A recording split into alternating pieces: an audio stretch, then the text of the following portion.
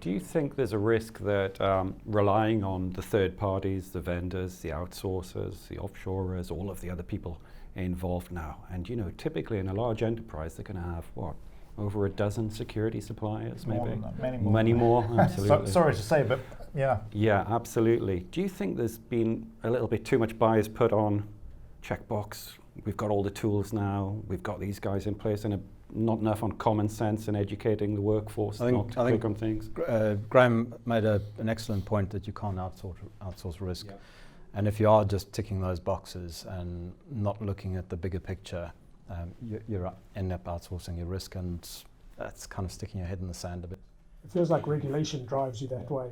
So we're not as regulated as some industries. And so I don't feel like I'm driven down to tick some boxes because I have to show someone a piece of paper that says I'm compliant with 6 things. We're able to be as common sense as possible. But some industries have a load of boxes they have to tick.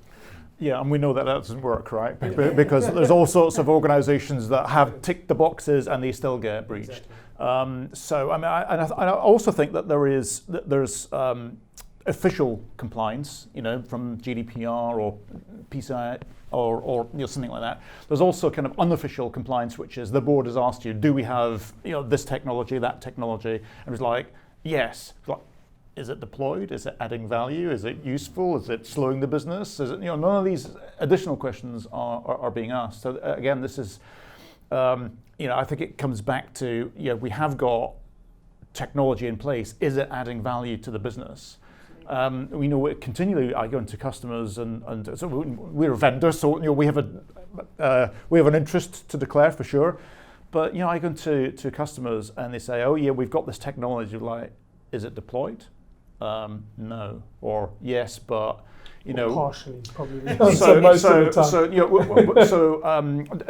Data loss prevention technology, which is something we have a solution in that area, and we're passionate about the value that it creates. But a number of times that we go into to customers, oh yeah, we have a DLP solution, but it's an audit only mode. It's monitoring. It's like, well, you're not getting anywhere near the value that should be protecting your organization. The best you've got is a rear view mirror approach of why have you not switched this on? And it's usually because if we switch it on, it will stop stuff, it will block emails and all that kind of stuff, and that we don't want the business to do that. So it's like, all right, there's a fundamental problem in the industry then that needs to be solved.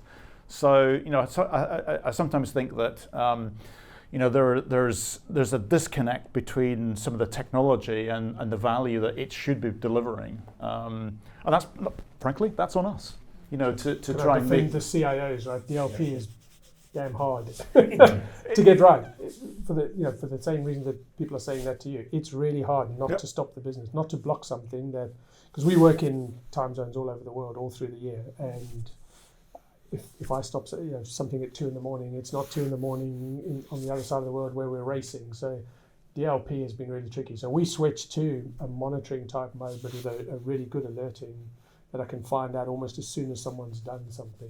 And it's a really tricky field as well, because you're starting to make your fellow colleagues feel like you're monitoring them.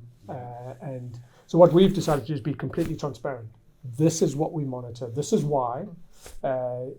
We know that if you take some data, or if you've joined us from another team and you bring some data, that could really hurt us, and that's what we're trying to prevent. So I think the transparency thing is absolutely fundamental.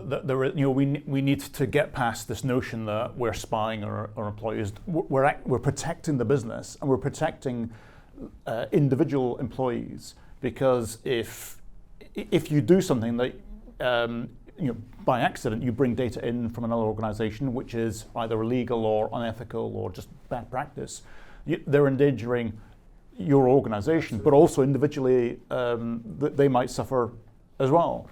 So again, it's an education and a position thing. It's not monitoring or surveillance, it's protecting, it's user protection, It's one and of it's the company things I say protection. to our new starters. I want to protect you as well as the organisation. We've spent a lot of time and effort finding you, hiring you, and I don't want to lose you because it's a very odd position you find yourself in, isn't it? You've got one of the most public sports in the world, and yet, you know, as you said, you're kind of an SMP in some ways, right? Just operating in this hugely expensive circus that goes all around the world, fantastic as it is.